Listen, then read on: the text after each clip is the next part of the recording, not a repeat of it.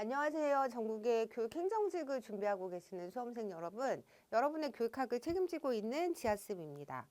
지난주 토요일 날 여러분들 시험 잘 보고 오셨죠? 물론 이제 지방직을 대비해서 그 시험을 보신 분들도 있을 거고 국가직을 준비하시는 분들도 있었을 텐데 저는 이번 강의를 그 기출 해설 강의와 함께 지방직을 준비하시는 여러분들께 전체적으로 요약 강의 느낌으로 준비를 했고요. 그리고 동형 모의고사 제가 준비했던 그 모의고사 안에서 거의 대부분 다 문제가 다 나왔잖아요. 그래서 그것도 한번 보여드릴 건데, 그래서 이제 저도 좀 걱정을 했던 부분인데 모의고사 준비 착실히 잘 하셨던 분들은 이번 시험이 어렵지 않았을 거다라고 생각을 하고요. 중간에 세 문제 정도 좀 까다로웠는데 그 중에 두 문제도 우리가 갖고 있는 상식으로 여러분들이 자신 있게 풀었다면 풀 수 있었을 문제라고 생각하고 정말 한 문제 정도는 본 적이 없는 문제여서 힘들었을 거다라는 생각은 하는데 자세한 얘기는 마지막에 다시 한번 하고요.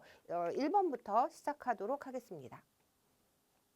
1번 문제 서양교육사에서 나온 문제고요. 다음 설명에 해당하는 교육 사상가를 물어보고 있는데 여기서 이제 우리 시험 얼마 안 남았으니까 제가 키워드 위주로 좀 진행을 할게요. 만약에 중용이라는 말이 나오고요. 그리고 교육 목적을 행복을 영위하는 인간의 양성이라고 보고 그리고 형상과 진료로 구성된다. 요게 이제 아리스토텔레스의 이론인데 요거 관련해서 제가 좀 설명을 드리자면 우리가 이제 고대 그리스 교육이라고 하면 소크라테스, 플라톤, 아리스토텔레스를 여러분들이 기억하셔야 되잖아요. 그래서 제가 간단히 좀 보여드리려고 가져왔는데 소크라테스 같은 경우는 제가 진하게 표시된 부분 위주로 정리를 하시면 될 것 같아요. 일단 실천지를 중시했고요. 대화법은 반어법과 삼파수를 사용했고 지식과 진리의 절대성과 객관주의적 관점을 고수하고 있습니다. 그리고 소크라테스 같은 경우는 지행합일이라고 해서 제대로 알고 있으면 그게 실천으로 이어진다라고 생각하셨던 분이고요. 두 번째 플라톤에서는 우리가 이제 중요한 것으로 플라톤의 국가론 생각하셔야 되고 철인왕 사상이라고 해서 철학자가 왕이 되든지 왕이 철학자가 되어야 한다라고 얘기를 하셨던 분이고요. 이상적인 국가 얘기를 되게 많이 했고 그리고 이제 뭐 인간의 영혼의 상태에 따라서 세 가지로 구분하고 있는데 이에 따라 교육의 내용을 다르게 해야 된다라고 말씀을 하셨고 동의 영혼, 은의 영혼, 금의 영혼 이런 식으로 약간 그 엘리트주의적인 생각을 갖고 있었던 분으로 스승이었던 소크라테스와는 차별점이 있었다라고 말씀을 드렸잖아요. 그래서 소크라테스 같은 경우는 인간이라면 누구나 아무런 교육을 받지 않은 노예조차도 자율적인 사고와 부단한 반성을 통한 최고선에 도달할 수 있다고 생각한 반면에 플라톤은 그 엘리트주의적인 생각을 갖고 있어서 어떤 영혼을 갖고 태어났는지에 따라서 거기에 맞는 교육을 시켜야 된다라고 얘기했다는 점에서 둘의 차이가 있다. 그렇기 때문에 우리가 이제 플라톤 교육이라고 할 때는 위계론적 지식 유형론을 여러분들이 연결해서 생각하시면 되고요. 그리고 플라톤에게서 세계가 이원적으로 구분이 되고 우리 알고 있는 이데아의 세계 그리고 현실의 세계 그래서 이원론으로 좀 나눠서 접근을 했다라고 하는 부분 동굴에 갇힌 인간 유형이라는 개념이 나오면 이건 플라톤의 이론이다라고 생각을 하시면 되고요. 이렇게 동굴의 비유를 통해서 우리가 현실을 제대로 직시하지 못하기 때문에 그 이데아의 세상, 이데아의 세계를 볼 수 있는 철인왕, 철학자가 왕이 되어야 된다라고 얘기를 하셨던 분으로 정리하시면 될 것 같아요. 그리고 우리 문제에서 나왔었던 아리스토텔레스를 보시면 여기 형상진료론이라고 해서 일원론이라고 표현할 수 있는 부분이고요. 그리고 모든 그 개체는 나아갈 야 하는 그 목적을 갖고 있다라고 해서 목적론적인 세계관을 갖고 있다라고 볼 수 있고요.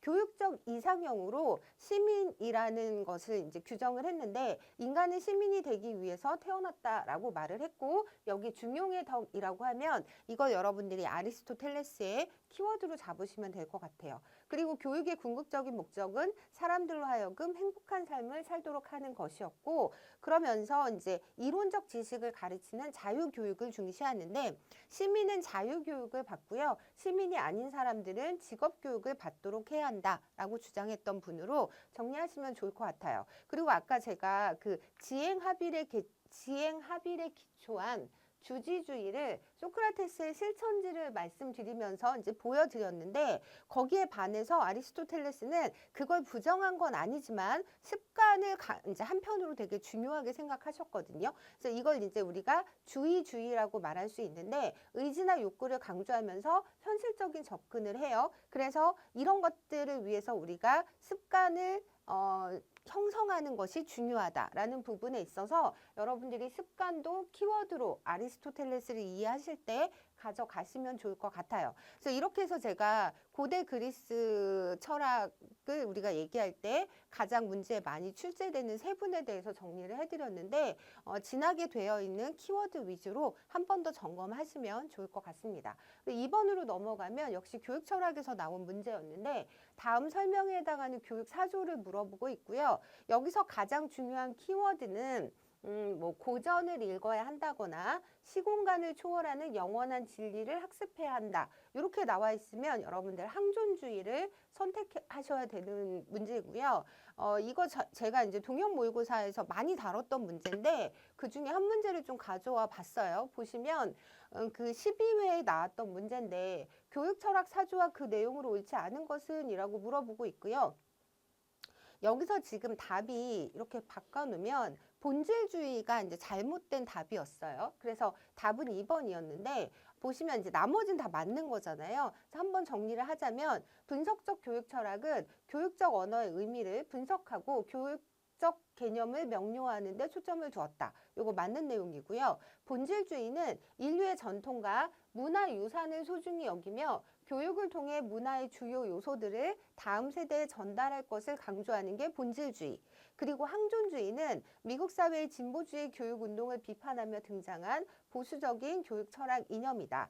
그래서 얘는 교육에서 전통과 고전의 원리를 강조하고 불변의 진리를 인정하는 거죠. 그때 제가 이렇게 설명을 드렸던 내용이었고요. 그리고 포스트 모더니즘은 사회의 이질성과 다원성을 의식하고 인정하는 교육을 강조하였다라고 해서 이런 여러 가지 교육 철학 사조에 대한 이해를 하시면 좋을 것 같아요. 그래서 항존주의 할 때 우리가 고전을 강조했다라는 부분, 본질주의에서는 문화유산을 소중히 여겼다. 이 두 가지로 구분하시면 좋을 것 같습니다. 3번 문제로 넘어가시면 얘는 그 잠재적 교육과정을 물어보는 거잖아요. 그래서 교육과정에서 나온 것들 중에 영교육과정과 잠재적 교육과정을 구분할 필요가 있다라고 해서 굉장히 강조를 많이 드렸던 부분인데 일단 잭슨이라는 사람이 중요하고요. 교실에서의 생활에서 처음 사용되었으며 군집, 상참, 평가 등의 학교 특성이 학생의 삶에 미치는 영향력과 관련이 되고요. 의도되지는 않았지만 학생이 은연중에 배우는 중요한 키워드가 여기 다 나오고 있는데 의도되지 않았지만 은연중에 배우는 가치, 태도, 행동, 양식과 같은 경험된 교육과정이다라고 물어보면 여러분들이 잠재적 교육과정을 선택하셔야 되고요. 동형 모의고사 5회에도 이제 이런 문제가 있었는데 잠재적 교육과정에 대한 설명을 옳지 않은 것은 이라고 물어보고 있고요. 여기서는 지금 답이 4번인데 이 4번이 영교육과정이죠.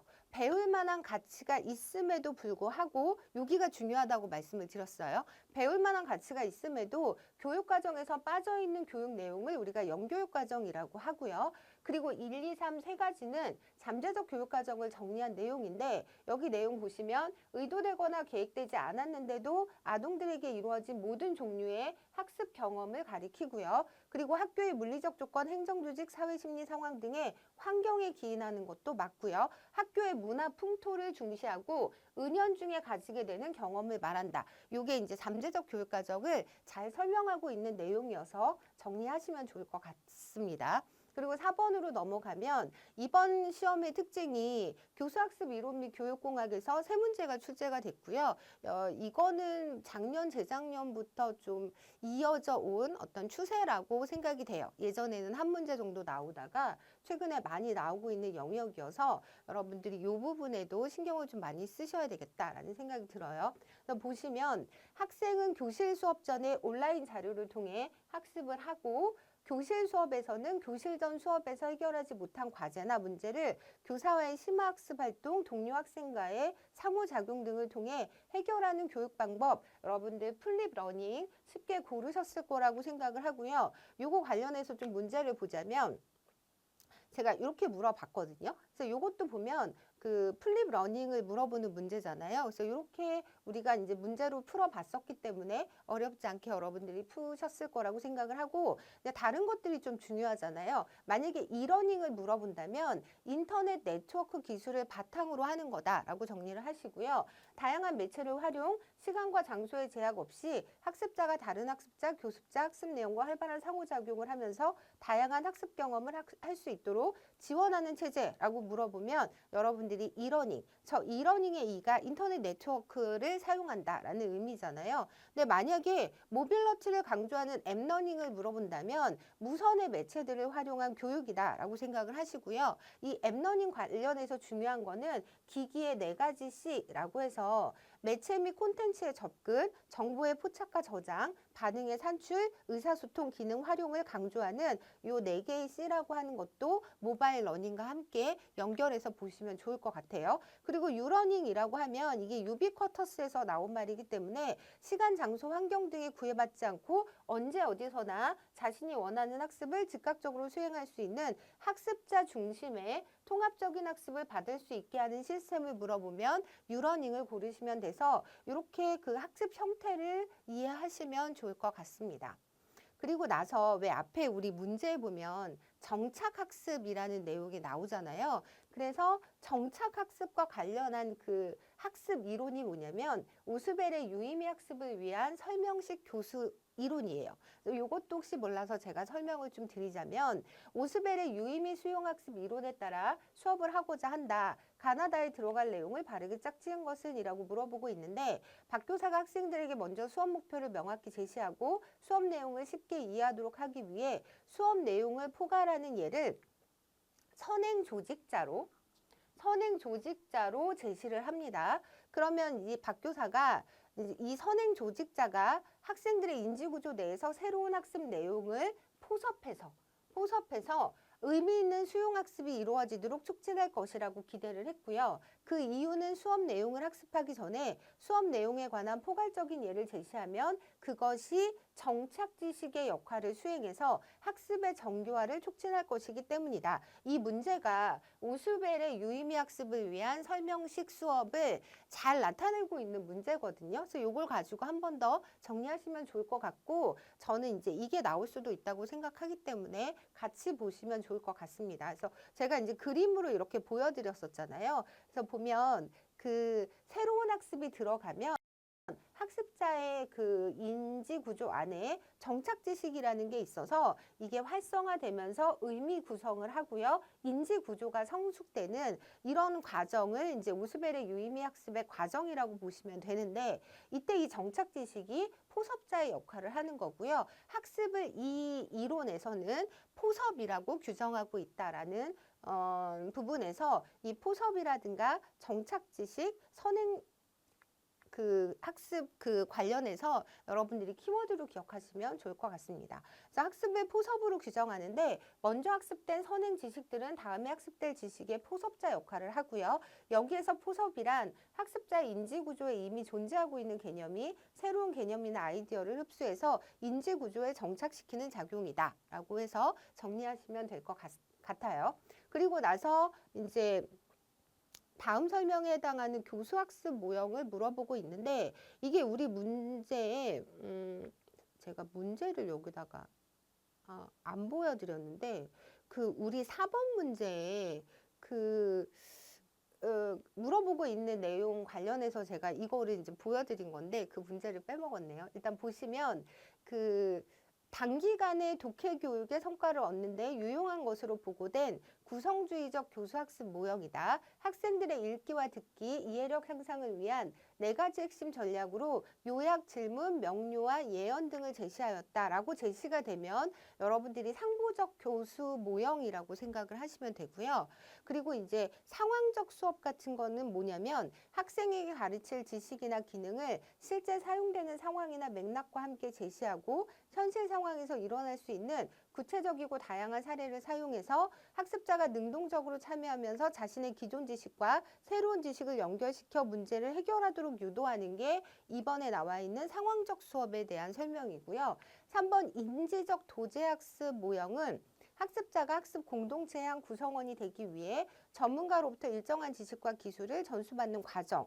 여기서는 이제 핵심적으로 전문가라는 개념이 들어가는 게 되게 중요하다라고 정리를 해드렸고, 문제 중심 학습 모형은 실제 문제를 중심으로 학습이 일어나며 모든 학습 내용을 학습자 스스로 찾아서 학습하는 학습자 중심의 환경이다라고 해서 우리 이제 이런 교수 학습 모형에 대해서도 여러분들이 이해를 하고 계셔야 된다라고 말씀을 드리고요. 그리고 이제 5번으로 넘어가자면 기능론적 교육관에 대한 설명으로 옳지 않은 것을 물어보고 있는데, 우리 이거 이제 교육사회에서 많이 나오는 문제 유형이잖아요. 그래서 이 중에서 여러분들이 뉘앙스가 다른 하나를 집어내시면 되는데, 여기 기능론적 교육관이라고 하는 건 긍정적인 관점으로 교육의 기능을 바라보는 거잖아요. 그래서 뭐 예를 들어 1번처럼 국민이 기존의 정치적 질서에 적절히 참여하도록 함으로써 사회 통합을 추구한다거나, 재능 있는 사람을 선발해서 훈련시킨 뒤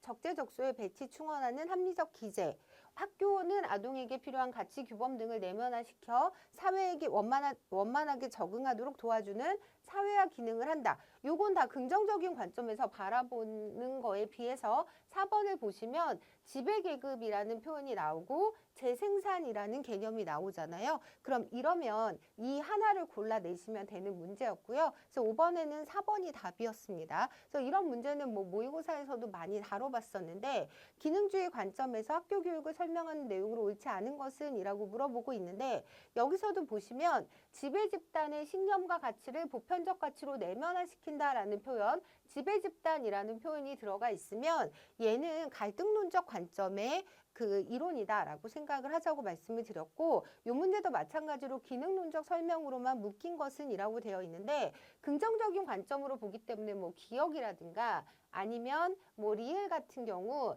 얘가 답이에요. 답이고, 학교의 교육과정을 통해 지배집단의 문화가 재생산된다라고 보는 건 갈등론적 관점인 거죠. 그리고 지위경쟁의 장이다라고 하는 건 지위경쟁 이론의 관점으로 이해를 하시면 될 것 같습니다.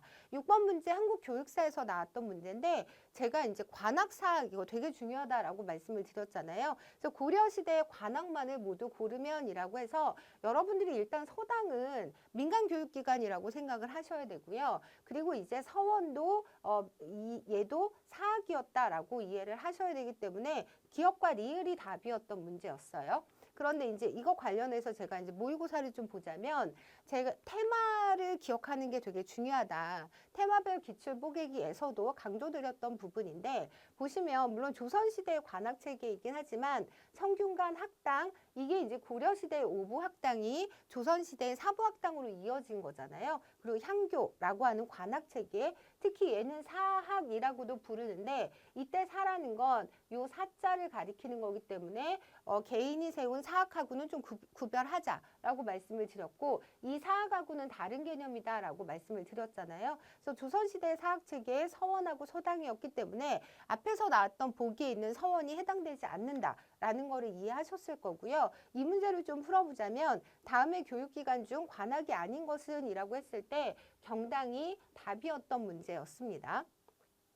그리고 이제 7번 문제가 이제 피아제 인지발달 이론에 대한 문제였는데, 이 문제 보시면 조절은 기존의 도식을 수정하는 인지과정이다라고 해서 제가 동화과정과 이제 같이 연결해서 설명했던 내용이었고요. 그리고 니은 관련해서 언어를 바라보는 관점이 뒤에 문제에서 이제 살펴보겠지만 비고치키의 견해와는 반대되는 개념을 한다. 그래서 이 개념은 피아제의 개념이라기보다는 비고치키의 개념이었다라고 생각을 하시면 되고요. 그리고 구체적 조작기에서는 하나의 기준에 따라 대상을 순서대로 배열할 수 있는 서열화 또는 유목화, 보존 개념이 가능하다라고 말씀을 드렸고요. 리을 같은 경우는 추상적 사고와 가설 연역적 추리가 불가능한 게 아니라 가능한 거죠. 그래서 어렵지 않게 여러분들이 이번에 고르셨을 것 같은데, 동형 모의고사 제가 5회 때 요 문제 풀면서도 말씀을 드렸지만, 요거 할 때 여기서는 일단 답이 불평형이었어요.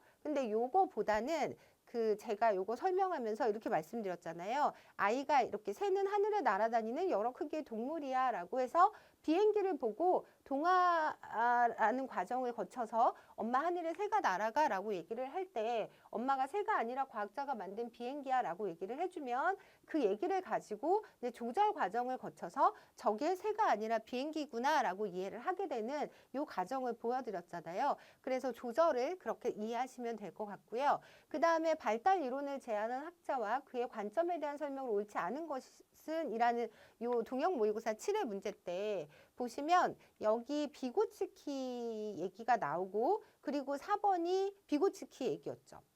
이 문제에서는 옳지 않은 것은 이니까 나머지 세 개는 다 맞아요. 그래서 정리를 좀 하자면 에릭슨 같은 경우는 각 발달 단계에서 겪게 되는 위기를 어떻게 해결하느냐에 따라서 성격 발달이 이루어진다라고 본 거 맞고요. 콜버그는 개인의 도덕적 판단이 인지 발달 수준과 병행한다고 봤고요. 비고츠키는 한 개인이 수행할 수 있는 수준과 타인의 도움을 받아 수행할 수 있는 수준의 차이가 존재한다. 우리가 이걸 근접 발달 영역이라고 하면서 사회적 상호작용을 중시하는 사회문화 이론이다라는 설명을 제가 드렸었는데 그렇게 비고츠키를 좀 이해하시고요. 그리고 나서 이제 비고츠키가 또 중요한 점이 자기중심적 언어를 단순히 자기만의 생각을 표현하는 것이 아니라 문제 해결을 위한 사고의 도구로 긍정적으로 보고 있다라는 점에서 피아제랑 차이가 있다라고 말씀을 드렸어요. 그래서 우리 문제에 비고츠키와 피아제를 비교하는 문제들이 간간히 나오는데 비고츠키 같은 경우는 이런 식으로 어려운 문제에 직면했을 때 사회적 언어를 통해 주변 사람의 도움을 구하거나 자신의 행동에 수반되는 혼잣말을 함으로써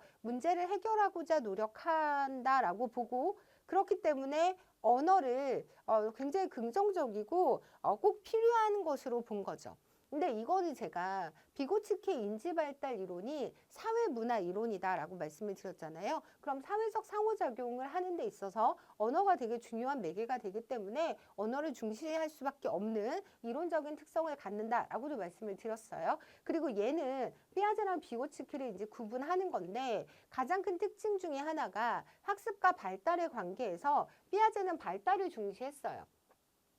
아동의 발달 단계가 제일 중요하고 거기에 맞는 학습이 이루어져야 한다라고 보는 반면에 비고츠키 같은 경우는 학습이 발달을 주도한다라고 보는 점에서 차이가 있다라고 보시고요. 그리고 언어 같은 경우도 피아제는 인지 발달의 부산물로 본 반면에 비고츠키 같은 경우는 인지 발달과 언어 발달이 상호 독립적이고 언어는 학습과 발달을 매개하는 중요한 역할을 한다라고 보고 있고요. 혼잣말을 미성숙하고 자기중심적인 성향을 대변하는 표상이라고 본 반면에 비고츠키는 문제 해결을 위한 사고의 도구라고 본다는 점에서도 차이가 있기 때문에 이거 잘 정리해 놓으시면 좋을 것 같습니다. 그리고 에릭슨의 심리사회적 발달 단계 중 다음에 해당하는 것은 이라고 이제 8번 문제에서 물어보고 있는데 요 심리사회적 발달 단계 좀 오랜만에 나왔어요. 오랜만에 나오긴 했는데 제가 이거 뭐 테마별 기출보객이나 기본 강의나 저희 모의고사에서도 많이 다뤘던 문제라 크게 어렵진 않았을 거라고 생각하는데 내용을 보시면 인지적 사회적 기술 습득 아동이 학교에 들어가면서 이 에릭슨의 심리사회적 발달 단계에서 아동이 학교에 들어가는 6세에서 13세까지는 그냥 열심히 공부하는 그 학생의 모습을 좀 연상해보자 라고 말씀을 드렸잖아요. 그래서 여기에서는 근면성 대 열등감을 선택하시면 되는 문제였는데 이거 관련해서 여러분들 저희 이제 동형 모의고사 때도 많이 풀어봤던 문제 중에 하나인데 여기 보시면 제 각 단계에서 직면하는 위기와 단계별로 획득해야 할 기본 덕목까지 제가 혹시 몰라서 문제에 담아 봤었는데 여기서는 지금 답이 3번이 답이었어요. 청년기에 자아 정체감 대 역할 혼미, 그러니까 청소년기라고 생각하시면 되고요. 기본 덕목으로 충성심이 있다라고 해서 지금 보여드렸던 문제인데 여기서 한번 다시 정리를 하자면 순서대로 가면 이제 프로이드랑 우리가 구분해서 이제 연결해서 많이 기억을 하는데 출생에서 1살까지는 기본적 신뢰감 대 불신감이라고 해서 프로이드의 구강기에 해당되고요. 2에서 3세 자율성 대 의심 및 수치심 요때 이제 배변 훈련이 일어나는 시기잖아요. 그래서 프로이드의 학문기 잘 안 될 경우에는 이제 수치심을 갖게 되는 단계. 그리고 주도성 대 죄책감이라고 해서 프로이드의 성기기라고 이제 볼 수 있는데 3세에서 5세 아동에 해당된다라고 보시면 되고요. 우리 문제에 나왔던 게 6세에서 13세. 프로이드에게서는 잠복기, 에릭슨의 경우에는 근면성 대 열등감이라고 보시면 되고요. 다섯 번째가 정체감 대 역할 혼미, 12세, 18세 사춘기에 해당되는데 이때는 심리적 유예 기간이라고 불리고요. 이전의 발달적 위기가 다시 반복될 수 있는 시기다라고 보시면 됩니다. 그리고 성인 프로이드가 여기까지만을 다루고 있는데 반해서 에릭슨은 노인기까지 다루고 있다는 특징을 갖고 있잖아요. 그래서 친밀성 대 고립은 성인 초기, 생산성 대 침체가 중년기, 통합성 대 절망이 노인기로 이루어져 있다. 그리고 얘가 뭐 문제에 나올 것 같지는 않은데 이런 부분도 있다라는 걸 제가 좀 보여드렸어요. 그때도 보시면 심리사회적인 주제가 이렇게 있고요. 핵심 질문이 있고 거기에 맞는 덕목들이 있는데 우리 문제에 나왔었던 요 정도만 기억을 일단 하는 걸로 정체감 대 역할 혼미 시기에서는 덕목이 이제 충실이라고 하는 덕목이 있고요. 그리고 태어나서 바로는 희망, 그리고 어떻게 자율성 관련해서는 의지, 그리고 주도성 대 죄의식은 목표, 뭐 이런 건데 이거를 다 기억할 필요는 없을 것 같고요. 일단 문제에 나와 있는 정도만 기억하시면 될 것 같습니다. 그래서 제가 이거 중요하다고 맨날 정리해서 보여드린 내용이잖아요. 그래서 일단 여러분들 순서대로 프로이드와 관련해서 이거 다 기억하셔야 되는데 출생 후 1년 구강기 기본적 신뢰감 대 불신감, 이거는 이제 엄마와의 관계라고 생각을 하시면 될 것 같아요. 그리고 학문기가 배변 훈련을 하는 시기니까 자율성을 갖거나 수치스럽거나 이렇게 이해하시면 될 것 같고요. 3, 5세 때 주도성 대 죄책감, 이 부분이 좀 헷갈릴 수 있으니까 이거 정리 좀 하시면 될 것 같고요. 학교 가서 열심히 공부하는 학생을 좀 염두에 두고, 그리고 심리적 유예 기간을 거치는 사춘기, 정체감을 가질 수 있는 시기라고 보시면 될 것 같아요. 그래서 이렇게 정리를 하시면 되고요. 그리고 이번에 간의 교수 이론, 저는 이제 뭐 많이 다뤄드렸던 내용이라 어렵지 않으셨을 것 같긴 한데, 이제 간의 교수 이론에 대한 설명으로 옳은 것은 이라고 물어보고 있고요. 얘는 전체적인 내용을 좀 틀을 크게 여러분들이 갖고 가셔야 되는 문제였긴 했어요. 보시면 학습 성과가 언어 정보, 인지 전략, 태도, 운동 기능의 네 영역이 아니라 5가지 영역이잖아요. 뒤에서 살펴볼 건데. 그래서 얘는 답이 학습의 조건에는 내적 조건과 외적 조건이 있다가 답이었고요. 교수 활동도 9단계였고 이제 4번도 틀린 내용이었는데, 이거 관련해서 이제 모의고사 문제를 좀 살펴보자면 간의 교수 학습 이론에 대한 설명으로 옳지 않은 것은 이라고 되어 있고요. 일단 틀린 거 하나를 골라야 되는데 여기서는 답이 2번이었어요. 그러니까 여기서도 똑같이 제가 4가지 영역이라고 표현을 해드렸는데, 학습자의 학습 성과는 언어 정보, 지적 기능, 인지 전략, 태도, 운동 기능의 5가지 영역으로 구분되고요.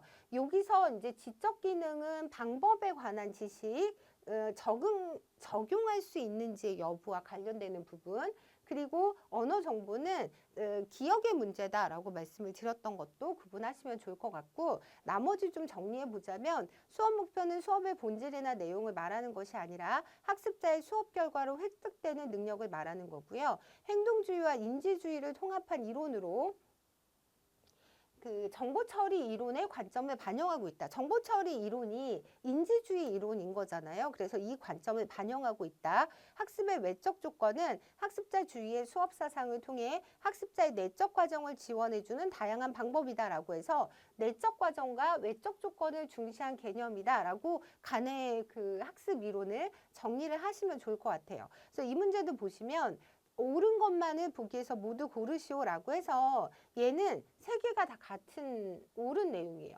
그리고 기억이 틀렸는데 학습을 주관적 경험에 근거한 개인적 의미 창출 과정으로 보는 거는 구성주의적 교수학습 이론이기 때문에 인지주의적 관점에서 교수사 중심 이론의 특징을 갖고 있는 간의 교수학습 이론하고는 거리가 먼 내용이다라고 보시면 되고요. 나머지 거 한번 정리하시면 좋을 것 같은데, 여기서도 보면 학습 영역을 5가지 영역으로 나누고 있고요. 그리고 학습자의 내적 학습 과정을 지원하기 위한 9가지 외적 교수 사태를 제안하고 있습니다. 학습 영역을 세분화시켜 제시한 메릴의 내용 요소 제시 이론의 토대가 된 거죠. 간의 교수학습 이론이 나오고 그리고 이걸 발전시켜서 메릴의 내용 요소 제시 이론이 나왔다라는 거는 조금 심화 과정으로 우리가 한번 보자라고 말씀을 드렸고요. 그리고 간의 학습 조건 관련해서 저는 이런 문제도 우리 예전에 많이 나왔었잖아요. 그래서 여러분들이 좀 알고 가셨으면 좋겠는데 여기 일단 보시면 문제가 되게 많이 나와 있지만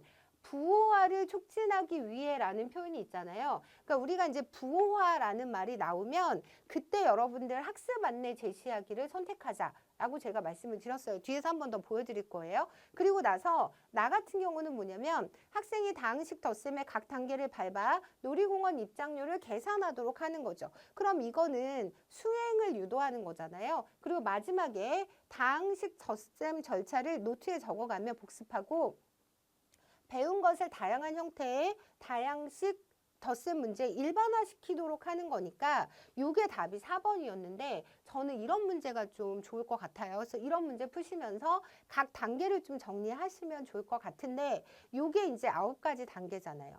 그래서 학생의 내적 인지 과정하고 외적 교수 사태를 좀 중시하는 총 9가지 단계인데 일단 여기서 중요한 건 우리가 이제 의미론적 부호화라는 말이 나오면 이건 학습 안내를 제공하는 교수 사태와 관련되어 있다라고 하는 부분, 이게 제일 중요한 것 같아요. 그래서 오늘은 제가 전체적으로 지방직 시험 대비를 앞두고 정리해드리는 단계이기 때문에 이렇게 좀 간단하게 보여드리는데 이 부분은 제가 뭐 동영 모의고사 설명할 때는 자세히 말씀드렸던 부분이니까 그 부분 안 되면 참고하시면 될 것 같아요. 그래서 이런 내용들 10번 문제가 제가 볼 때는 좀 어려웠을 문제다라고 생각을 하거든요. 근데 이거 보시면 디카케리 교수 설계 모형에 대한 설명을 옳지 않은 것은 작년 국가직에서도 나왔던 문제 작년 시도교육청 문제 1번으로 나왔던 문제랑 좀 연관이 되어 있어요. 어떻게 보면 우리가 본 가장 최근의 시험에서도 다뤘던 문제가 또 한 번 나왔다라고 생각하시면 되는데 일단 이 문제 많이 좀 헷갈리셨을 것 같다는 생각을 합니다. 일단 보시면요.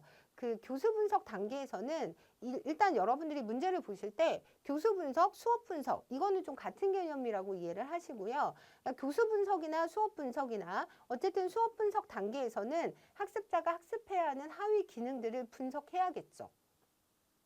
그리고 두 번째, 평가도구 개발 단계에서는 문항에서 측정하고 있는 것과 목표에서의 성취 행동을 일치시켜야 한다. 이것도 되게 중요한 내용이라 기억을 하셔야 되고요. 답이 이게 3번이었잖아요. 근데 교수 전략 개발 단계에서 새로운 자료의 개발 여부는 목표별 학습 유형, 기존의 관련 자료의 이용 가능성에 따라 결정된다라고 했는데 얘 뭐가 틀렸냐면 이거는 교수 전략 개발 단계가 아니라 교수 자료 개발 단계예요. 그래서 요 새로운 자료를 개발한다고 했잖아요. 그러면 이건 당연히 교수 자료 개발 단계랑 연결이 돼야 되는데 요거를 좀 캐치를 못하신 분들이 좀 있으셨을 것 같다는 생각이 들고요. 그리고 형성평가 설계 및 실행 단계라고 했는데 이 여러분들이 또 어설프게 많이 들은 내용 중에 하나가 어설픈 건 아니지만 어쨌든 한 번쯤 들어보신 내용 중에 하나가 뭐냐면 디카케리 교수 설계 모형에서는 에디 모형에 실행 단계가 빠져 있다라는 얘기는 많이 들어보셨을 것 같아요. 그런데 지금 여기서는 그 실행이 아니라 형성평가 실행인 거잖아요. 형성평가 설계 및 형성평가 실행 단계에서는 교수 프로그램 초안이 완성된 후 질개선을 위해 필요한 자료를 수집하는 게 맞죠. 그래서 이게 답이 3번인데 우리 2024 시도교육청 문제에서 이렇게 나왔었어요. 체제적 교수 모형으로 요구사정, 교수 분석, 학습자 및 상황 분석, 수행 목표 진술, 평가도구 개발, 교수 전략 개발. 여기 보시면 교수 전략 개발이 따로 있고요. 교수 자료 개발 및 선정이 따로 있어요. 그러니까 이렇게 여러분들이 형성평가 개발 및 시행이라는 표현도 있고 교수 수정, 총괄평가 설계 및 시행이라는 표현도 있잖아요. 그래서 이게 모두 10단계다라는 거를 일단 알고 있었으면 그러면 교수 전략 개발하고 교수 자료 개발 단계가 서로 다르다라고 생각을 하고 계셨으면 앞에 문제가 풀렸을 텐데 근데 사실 저는 막 그렇게 좋은 문제는 아니라고 생각해요. 이게 주어랑 그 밑에 부분 서술적인 부분을 바꿔치기 한 거잖아요. 그러면 우리가 이제 문제를 풀 때 그걸 그렇게 바꿀 거란 생각을 아예 안 하고 보기 때문에 앞에서부터 뭔가 잘못됐거나 아니면 주어는 그대로 놓은 채로 뒷부분이 다른 뒷부분에 대한 서술이 잘못됐는지를 보지 앞에랑 뒤를 반대로 다르게 붙였을 거라고는 생각을 잘 안 할 수도 있잖아요. 그래서 저 개인적으로는 뭐 그렇게 좋은 문제라고는 생각을 안 하지만 우리 시험에서 그런 문제들이 좀 많이 나오거든요. 그러니까 문제를 출제하시다 보니까 이제 그렇게 연결을 좀 많이 하시는데 그래서 그거에 대한 준비도 좀 우리가 해야겠다라는 생각은 합니다. 그래서 제가 동형 모의고사 2회 때 이 문제 다뤘었는데 교수 프로그램을 설계 및 개발하기 위해 체계적인 접근을 한다. 뒷과 캐리의 교수 설계 모형에는 에디 모형의 실행 단계가 생략되어 있다. 이건 맞아요. 그러니까 수업 실행 단계가 빠져 있는 건 맞고요. 그리고 교수 프로그램 설계 및 개발 과정을 주도한 교수 설계자가 총괄 평가를 실시할 것을 권장한다. 요거는 다른 데서도 많이 나왔던 내용인데 일단 얘는 답이 3번이고요. 수행 목표 진술 단계에서는 학습이 끝났을 때 학습자가 할 수 있는 것으로 기대되는 목표를 구체적으로 진술해야 하죠. 그래서 제가 그때 이거 설명할 때 에디 모형 이렇게 5단계, 글자 5개잖아요. 그래서 에디 모형 말씀드리면서 수업 실행이라고 해서 실제 수업 현장에 사용하거나 교육과정에 반영하면서 계속 유지하거나 필요한 경우 수정 보완하는 활동 수행, 요 과정이 여기에는 없다라고 말씀을 드렸잖아요. 여기서 보면 평가도구 개발하고 수업 전략 개발하고 수업 자료 개발하고 수업 형상평가 실시하고 수업 수정하고 총괄평가 실시하는 과정은 있지만 수업 실행 단계는 안 들어가 있거든요. 이제 그런 차이가 있다라는 부분에서 좀 헷갈렸을 것 같다는 생각은 합니다. 그래서 보시면 지금 각 단계별로 제가 그때도 설명을 해드렸는데 우리가 이제 수업 목적을 확인할 때는 교과의 학습 목표군 요구 분석 결과 등으로부터 추출해서 수업 목표를 확인을 합니다. 그래서 2번으로 가면 수업 분석 또는 교수 분석 단계예요. 수업 내용 및 절차를 분석하고요. 그리고 아까 우리 문제에도 나왔지만 수업 목적을 성공적으로 달성하기 위해서 학습자가 학습해야 하는 하위 기능 등을 분석하고 그 기능들이 어떤 절차로 학습되어야 하는가를 규명하는 단계가 이 단계다라고 생각을 하시고요. 그리고 우리가 이제 학습자 및 맥락을 분석을 할 건데 학습자의 현재 수준, 기능, 선호하는 취향, 태도 등의 정보를 분석하는 거죠. 그리고 나서 4번째가 수행 목표 기술이거든요. 수업 분석 및 출발점 행동 진술에 입각해서 학습이 종결되었을 때 학습자가 무엇을 할 수 있을지를 구체적으로 진술하는 게 수행 목표 기술이라고 보시면 되고요. 그 다음에 평가도구 개발이 5번째인데 목표에서 가르치고자 했던 기능을 학습자가 성취했는가를 확인하는 검사 문항을 개발하는 거예요. 그러면 여기에서 우리 문제에서도 나왔지만 문항에서 측정하고 있는 것과 목표의 성취 행동이 반드시 일치해야겠죠. 이건 당연한 얘기잖아요. 그리고 나서 이제 6번으로 넘어갈 건데 6번이 뭐냐면 수업 전략 개발하는 거예요. 그래서 제가 6번을 여기다 따로 표현을 했는데 여기 이 수행 목표 요 4번 관련해서 아까 설명을 안 드렸는데 그러니까 이것과 관련해서 수행 목표는 학습된 성취 행동, 그 성취 행동이 실행된 조건, 그 수행의 성공 여부를 판단하는 준거의 3가지 요소로 구성이 된다라는 부분을 참고하시면 되고요. 그리고 이제 6번의 수업 전략 개발과 관련해서 수업의 최종 목표를 성취하기 위한 전략을 설정하는 단계예요. 그래서 뭐 이런 전략들은 현대학습 이론, 학습에 관한 연구 결과, 수업 매체의 특성, 가르칠 내용의 특성, 학습자의 특성에 바탕을 두고 전략을 개발해야겠죠. 이게 이제 수업 전략 개발이고요. 우리 문제에 나왔던 게 수업 자료 개발이라고 해서 7번 요거거든요. 보면 이전에 수립한 전략에 따라서 수업에 관련된 자료를 만드는 단계잖아요. 그러면 수업 자료를 새로 만드는 대신에 기존 자료를 선택해서 사용할 수도 있어요. 그런데 이거는 수업 전략 개발 단계가 아니라 수업 자료 개발이라는 거죠. 그래서 막상 문제의 출제 의도를 보면 이게 어려운 문제는 아니었어요. 왜냐하면 수업 전략 개발에는 전략을 개발해야 되고 수업 자료 개발에서는 자료를 개발하는 게 맞아요. 근데 이 문제에서는 앞에 주어는 수업 전략 개발을 주고 뒤에는 수업 자료 개발을 연결해 버렸잖아요. 이거는 에디의 모형에서도 많이 나오는 문제잖아요. 그리고 그 켈리 ARCS 이론에서도 보면 이렇게 자꾸 우리 문제에서 주어랑 뒷부분 내용을 이렇게 교차시키고 좀 틀어서 문제를 좀 많이 낸다라는 부분을 여러분들이 좀 생각하시면서 지방직을 대비할 때는 이렇게 전체적인 단계를 먼저 기억하는 게 좀 중요한 것 같아요. 여러분들이 10단계 안에서 수업 전략을 개발하는 단계가 있고 수업 자료를 개발하는 단계가 있다라는 걸 이렇게 구분해서 알고 계셨다면 이 문제가 어렵지 않았을 텐데 뭉뚱그려서 이렇게 보시면 이게 뭐지? 라는 생각이 들어서 가뜩이나 빨리 문제를 풀어내야 되는 그 시간 안에 그 차이를 느끼지 못하셨을 수도 있었겠다라는 생각이 들었던 문제였습니다. 그래서 이것도 그냥 보자면 어슈얼 모형이라고 해서 이런 단계의 첫 자를 따서 우리가 어슈얼 모형이라고 얘기를 하는데 얘는 에디 모형의 큰 틀을 따르고 있는데 디카케리의 모형이 일반적인 수업체제 설계를 중심으로 하고 있다면 어슈얼 모형은 테크놀로지 활용 수업에 보다 중심을 두고 있다라는 것도 기억하시면 좋을 것 같고요. 그리고 요거 관련해서 목표 진술의 ABCD라는 표현을 쓰는데 목표가 누구를 위한 것인지 대상을 지정하고 그리고 행동 용어로 진술, 목표 진술이 수행이 관철되어야 할 조건을 포함해야 하고 학습자가 어느 정도 수행할 수 있어야 하는지에 대한 증거를 나타내야 한다. 라는 표현을 이제 목표 진술의 ABCD라는 표현으로도 할 수 있다라고 보시면 될 것 같아요. 그리고 저희 이제 11번 문제로 넘어갈 건데 이게 본 적이 없는 문제인 거잖아요. 이게 처음 봤던 문제라서 여기 지금 가려져 있는데 위클래스 나와 있거든요. 그래서 보시면 이 문제 보고 되게 당황하셨을 것 같다는 생각은 합니다. 내용을 보시면 시도교육청 또는 교육지원청에 설치된 학생 상담 지원 시설이에요. 그러니까 여기서 핵심은 뭐냐면 교육청이나 교육지원청에 설치된 학생 상담 지원 시설, 학교가 아니고 그리고 단위 학교에서 선도 및 치유가 어려워서 의뢰한 위기 학생에 대한 전문적인 진단 상담 치유 서비스를 제공합니다. 임상심리사, 사회복지사, 전문 상담사 등의 전문 인력이 상주해 있고요. 지역사회 내 관계기관과의 연계를 통한 문제 해결을 지원하고 있다라고 했을 때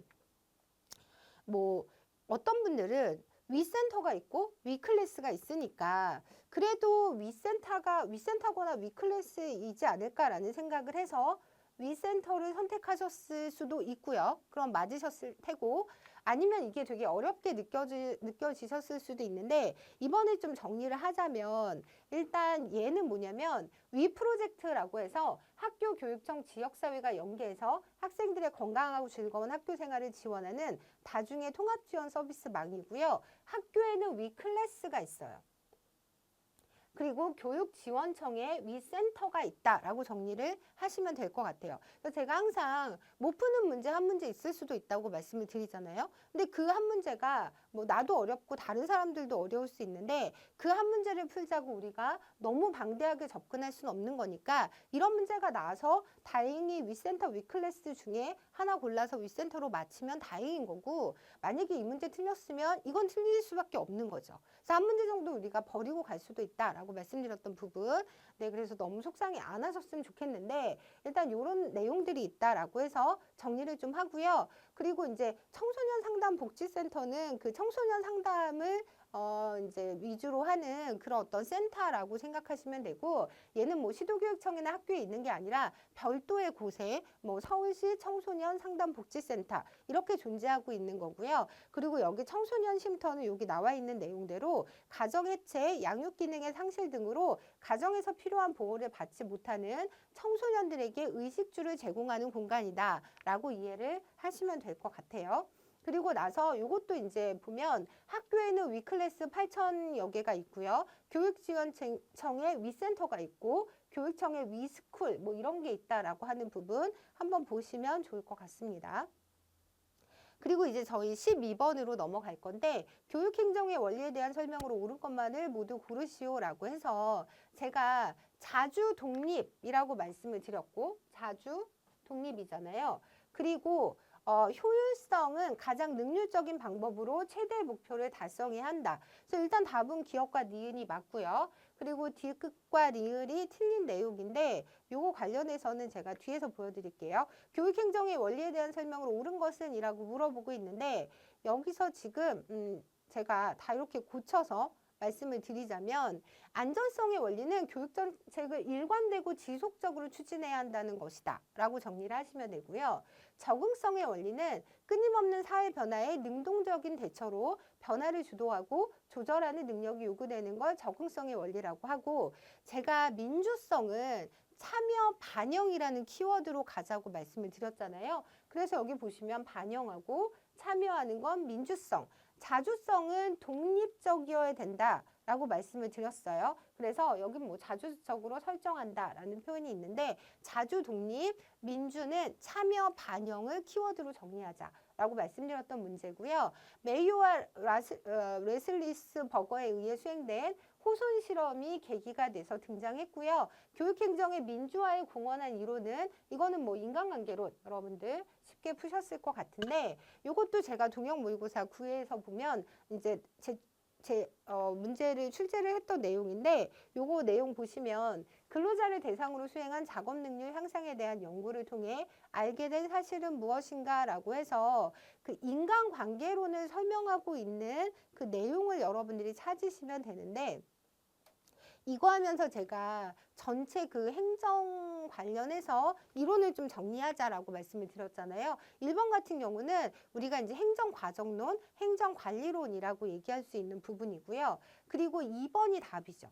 구성원의 참여 보장하고 교직원의 사기와 인화를 촉진해야 된다라고 하는 거. 그리고 세 번째는 학교를 하나의 사회체제로 파악하는 건 행동과학론, 체제론에 입각해서 나온 이론이고요. 그리고 학교의 비효율과 낭비를 제거하고 관리 효율성을 극대화하기 위해서는 학교 구성원 및 과업에 대한 체계적인 관리가 필요하다. 이게 이제 과학적 관리론의 핵심적인 내용이다. 라고 정리를 해드리면서 이렇게 이론과 시기별로 정리를 해드렸었는데 고전 이론으로 우리가 과학적 관리론, 행정관리론, 관료제론을 볼 수 있고요. 이후에 이제 호손 실험을 계기로 생겨난 게 인간관계론, 그리고 그 이후에는 행동과학론 체제론이 있고 대안적인 관점이 있다라고 해서 우리가 해석학적 관점이라고 할 때는 대안적 관점을 여러분들이 선택하시면 되는 문제고요. 그리고 이 문제도 보시면 교육행정 이론에서 인간관계론의 관점에 해당되지 않는 것은 이라고 되어 있는데 고도의 전문화가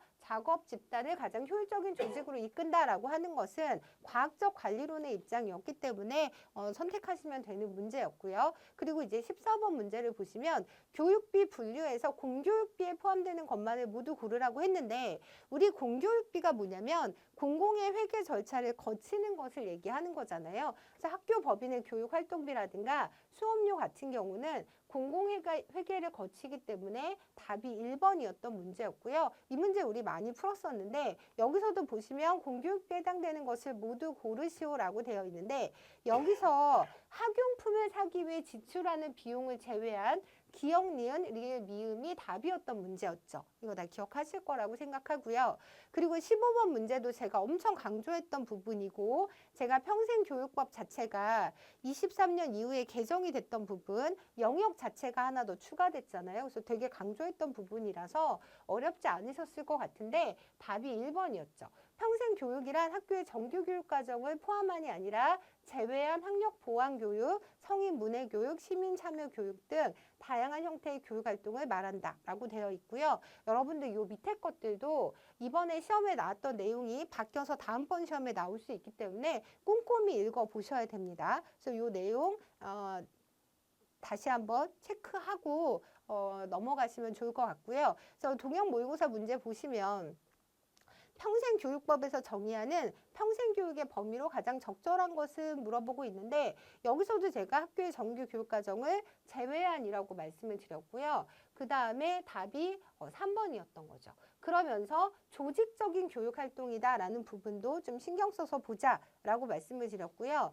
뒤에 가면 요 문제 제가 되게 강조했던 문제잖아요. 그래서 지금 6대 영역이 7대 영역으로 바뀌었어요. 그래서 여기 성인 진로 개발, 역량 향상 교육이라는 게 추가됐다라고 제가 엄청 강조했던 부분 다시 한번 정리하시고요. 이 부분 꼭 기억하셨으면 좋겠습니다. 그래서 이것도 다시 보여드리면 이렇게 되어 있는 거잖아요. 2023년 6월 달에 개정이 됐고 12월부터 시행되고 있는 내용이고요. 바뀐 내용이라 되게 중요한 부분인데 평생교육에서 이 부분이 추가됐다라고 하는 거 성인 진로 개발 역량 향상 교육이 직업 능력 향상 교육에다가 하나 더 추가가 됐다라고 하는 부분을 꼭 기억하시면 좋을 것 같아요. 그리고 이제 뭐 학교 교과 교습 학원을 제외한 사회교육기관으로도 여러분들이 정리하시면 되고요. 그리고 이 문제 혹시 틀리신 분들 계실 것 같은데 이것도 너무 어렵게 생각하시면 어쩌면 틀리셨을지도 모른다라는 생각이 드는데 초중등 교육법에서 규정하고 있는 내용이 아닌 것은 이라고 물어보잖아요. 그럼 초중등 교육법이라고 하는 건 초중등 교육을 다루겠다는 거잖아요. 그럼 여기서 유치원 병설이라고 하는 건 우리 알고 있는 유아교육법에서 다뤄야 하는 내용이기 때문에 굉장히 쉽다면 쉽고 어려울 수도 있고 본 적이 없기 때문에 어려울 수도 있는 문제, 나온 적이 없는 문제는 맞아요. 그렇지만 여러분들이 본 적은 없지만 충분히 쉽게 접근해서 풀 수 있었을 문제였다고 생각은 하는데 이런 문제가 나오면 그냥 자신 있게 접근하시면 좋을 것 같아요. 그리고 제가 혹시 몰라서 그 법령정보센터에서 요거 보여드렸는데 유치원에 이게 유아교육법이거든요. 우리가 이제 다루지 않는 영역이긴 한데 여기 보시면 유치원의 병설이라는 내용이 있어요. 그래서 병설 유치원은 당연히 유아교육법에서 관장하고 있는 부분이다라고 생각하시면 되고요. 저는 오히려 동형모의고사 12회에서 제가 다뤘던 문제 중에 우리 교권보호사법이라고 해서 원래 그 안에 유아교육법도 들어갔어요. 그런데 제가 이거 설명하면서 뭐라고 말씀드렸냐면 유아교육법은 저희랑 상관이 없잖아요 라고 설명을 해드렸잖아요. 그래서 이제 유치원 관련은 유아교육법 소관이다라고 생각을 하시면 되고요. 요거 그 서희초 그 사건 관련해서 교권사법이 이제 23년 9월 27일 그리고 24년부터 시행이 되고 있는데 여기서 이제 세부 내용이 아닌 것은 이라고 할 때 제가 요거 기억하자고 말씀드렸잖아요. 처음에는 생활기록부에 기재하겠다라는 그 안이 들어가 있었는데 최종 단계에서 이게 빠졌어요. 그래서 요거 여러분들 문제 나올 소재 있으니까 기억하시면 좋을 것 같고 그때 제가 교원지휘법 설명하면서 유아교육법 저희랑 상관없다고 말씀드렸고 이렇게 세 가지 법에 있어서 달라진 점들 설명해 드렸기 때문에 이 부분 참고하고 싶으시면 그 동형 모의고사 내용 참고하시면 좋을 것 같습니다. 그리고 17번에서 교원 인사 이동에 대해서 문제가 나왔는데 여기서 보시면 답은 일단 승진은 동일 직렬 내에서의 직위 상승 맞고요. 전직은 종류와 자격을 달리하는 임용이고 전보는 근무 기간이나 부서만 바꾸는 거예요. 그리고 이게 답이 4번인데 전직이나 전보는 수평적 이동인 거죠. 승진이 수직적 이동인 거고 그래서 요거 제가 문제로 이렇게 만들어 드렸었는데 내용을 보시면 전직에 해당하는 것은 이라고 물어보고 있고요. 여기서 보면 요거 빼고는 다 전직이었어요.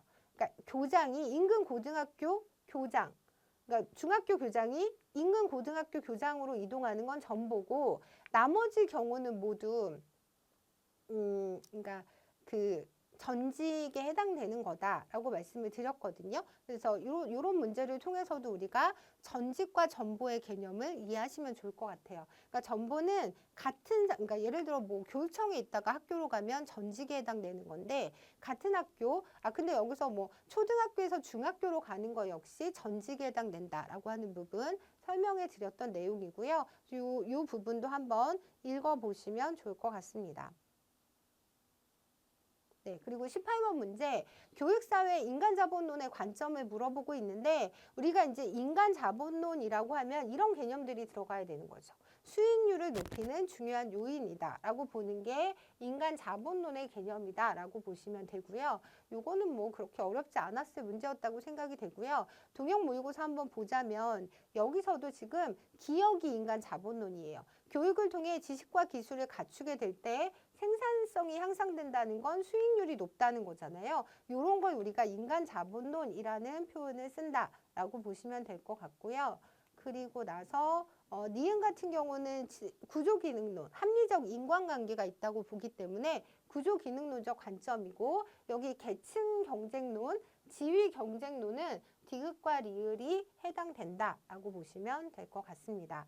그래서 19번 문제 보시면 평생교육제도 물어보고 있고 요거는 그렇게 어렵지 않게 풀 수 있으셨을 것 같은데 학접은행제를 설명하고 있는 내용이죠. 고등학교를 졸업한 자 또는 이와 같은 수준 이상의 학력이 있다고 인정된 학습자는 누구나 수학 연원과 관계없이 원하는 때에 원하는 곳에서 학습할 수 있다라고 되어 있잖아요. 그래서 뭐 우리 시험에서는 이런 자격 같은 그런 것과 관련해서 시험 문제가 출제된 적이 있었고요. 학교에서뿐만 아니라 학교 밖에서 이루어지는 다양한 형태의 학습 경험 및 자격을 인정받아 일정 기준을 충족시키면 학위 취득을 가능하게 하는 제도로서 학점 인정 등에 관한 법률에 근거하고 있다라고 해서 이 학점 인정의 어떤 사례로도 문제가 많이 나왔던 그런 영역이에요. 그리고 이 제도가 시행되기 이전에는 학교 이외의 비정규 교육기관에서의 학습 경험을 학위로 연계할 수 있는 공적인 인정 제도가 없었으나 이 제도를 통해서 인정받게 되었다라고 하는 부분 기억하시면 좋을 것 같고요. 그래서 제가 이거는 많이 다뤘던 문제인데 평생교육과 관련된 제도와 그에 대한 설명으로 옳지 않은 것은 이라고 물어보고 있고요. 여기 학점은행제 보시면 학교 내외에서 이루어지는 다양한 학습활동을 학점으로 인정해서 학위 취득을 가능하게 하는 제도, 요거는 맞아요. 그래서 얘는 답이 뭐였냐면 4번이었는데 여기 내용에서 그 유급의 학습 휴가를 실시하는 제도 이 부분이 틀린 내용이고요. 여기 보시면 유급 또는 무급의 학습 휴가를 실시하거나 도서비, 교육비, 연구비 등 학습비를 지원해야 한다가 아니라 지원할 수 있다라고 하는 부분도 같이 보시면 좋을 것 같습니다. 그리고 마지막 20번 문제였는데 요거 교육통계에서 오랜만에 나온 문제예요. 문제인데 기본 개념을 물어보고 있어서 조금 헷갈릴 수도 있었을 거다라는 생각은 하는데 일단 제가 G점수, T점수, 스테나인 점수는 정말 노래하듯이 되게 많이 말씀을 드렸잖아요. 그래서 사실 그것만 갖고 풀더라도 그 세 가지가 다 있는 건 1번밖에 없잖아요. 여러분들이 1번을 고르실 수 있었을 거라고 생각하는데 이번에 한번 정리를 하자면 G점수는 편차를 그 분포의 표준 편차로 나눈 값이에요.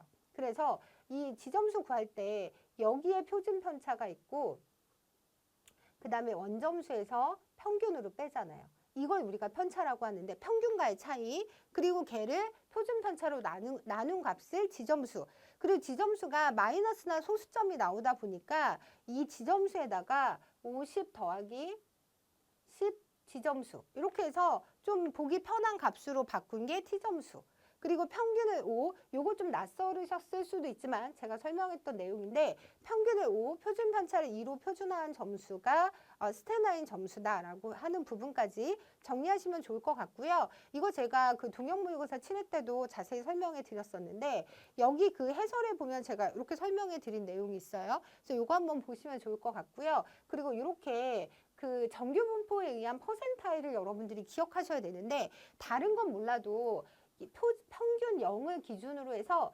1표준 편차, 요거 지점수 1이거든요. 여기가 가리키는 게 84.1에 해당된다 정도는 알고 계셔야 돼요.